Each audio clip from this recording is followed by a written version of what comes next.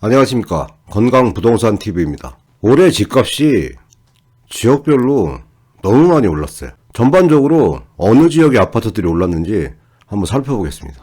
먼저 이 자료는 한국부동산 자료인데 매매가격 변동률부터 살펴보면 이 왼쪽이 2019년 이제 누계 변동률이고 오른쪽이 2020년 누계 변동률인데 서울 지역 같은 경우는 올해 이제 0.81% 올랐고 경기 같은 경우는 작년에 이제 마이너스였는데 올해 이제 11.08% 올랐고 부산 같은 경우도 작년에 이제 마이너스였는데 올해 7.56% 올랐고 대전 같은 경우 17.44% 이제 많이 올랐어요.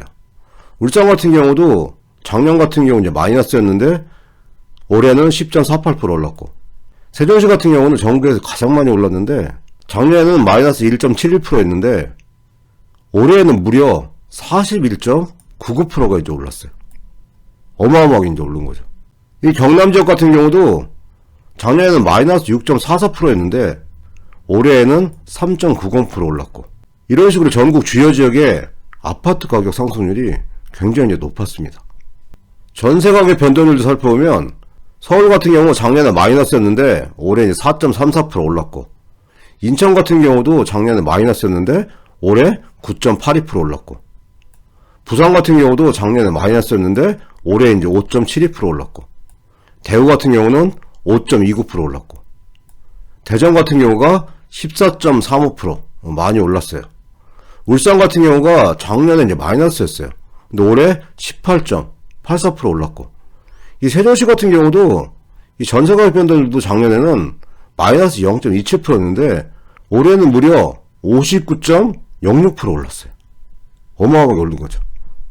경남 같은 경우도 지난해에는 마이너스 7.23%였는데 올해는 5.03% 올랐고 그러니까 전반적으로 매매가격 전세가격이 주요 지역 같은 경우 굉장히 많이 상승하다 보니까 부동산 시장이 굉장히 불안했던 거고 내년 이제 매매가격이나 전세가격 같은 경우도 당분간 상승할 확률이 많은 상황입니다. 이 세부적인 내용을 한번 살펴보면 이 기사 내용 중에 세종시의 이제 새 아파트가 46% 급등하면서 전국에서 압도적 1위라는 거예요.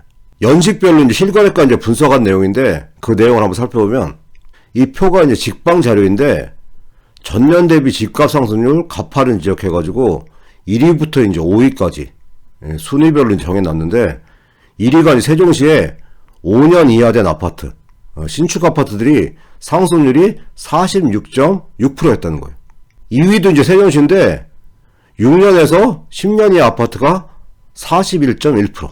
3위가 이제 대전시에 6년에서 10년 이하 아파트가 30.0% 상승했고 4위가 이제 경상남도인데 30년 초과 아파트가 26.5% 상승했어요. 5위가 이제 울산시인데 30년 초과 아파트가 25.3% 이렇게 이제 많이 상승을 했습니다.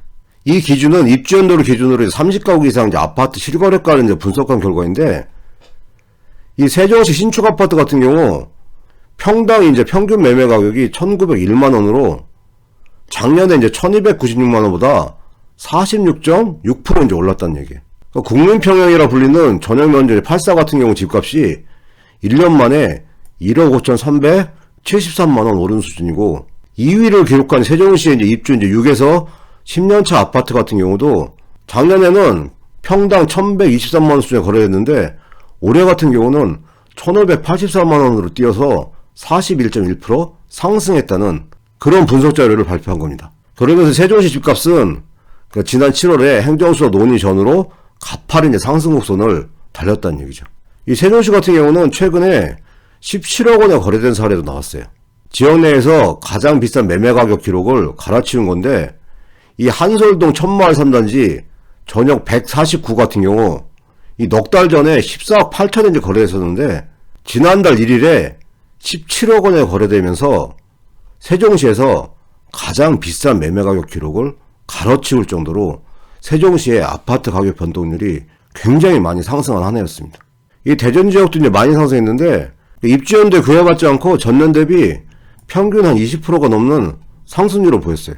입주 6에서 이제 10년차 아파트 상승률이 한 30% 정도로 시도별 상승률 이제 4위를 기록했고 5년 이하와 11년에서 15년 이하 아파트도 모두 21.7%라는 이 높은 상승률을 기록했어요.